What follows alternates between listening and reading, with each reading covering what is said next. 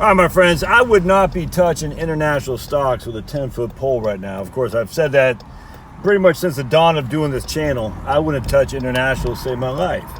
Have you not heard what's going on in China? The crackdown on the capital markets there?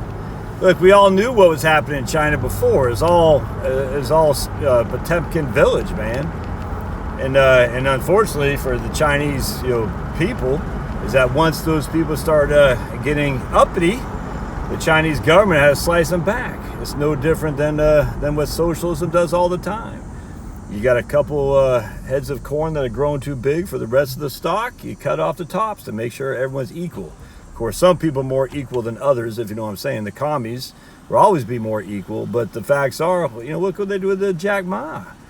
I mean, is that guy in jail? Is he dead? We don't know. Anyway, but that's just China, Josh. Do you not think the reverberation from China is not going to impact the rest of the international stock market? And I still actually would expect some of that to affect the U.S., but at least the U.S. we know are as inept as our current, not current, as always our governing authorities are. At least we know our own people. They're greedy as the day is long, but at least they'll give us some of that money while they're stealing, if that makes sense. And China, though, is just going to commies.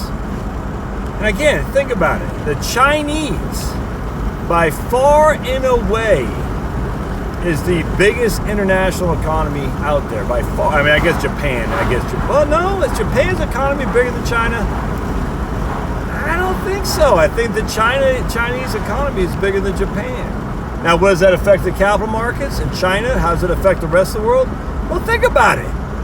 If China is cracking down on things, how's that not going to affect the capital markets as a whole across the world? And I mean, don't forget, China doesn't have enough land to grow its own food. Don't forget, China imports significant amount of food. Significant. And then exports cheap products. So if they're cracking down and they're taking a more totalitarian guidance going against the guy from the 1980s, I forgot the guy's name, the old Xi Jinping, I think. To get rich is to glorify the commies, or whatever that guy said. Those days are gone, other than for the commies. It's going to have big ramifications throughout the capital markets, global capital markets for sure. Australian markets, Japanese markets. I mean, I don't know how you touch the Chinese market or the international markets. You think the European markets will be exempt? Hell no, man. Anyway, you do you, but I'm not investing in anything internationally. There's going to be reverberations for the U.S. capital markets too, but be it as that is, again, we still need to be invested in stocks just because we want to have a hedge against all things to come. A hedge against inflation, a hedge against deflation, a hedge against FOMO, a hedge against too much cash. We have to be diversified, but diversified in same country preference.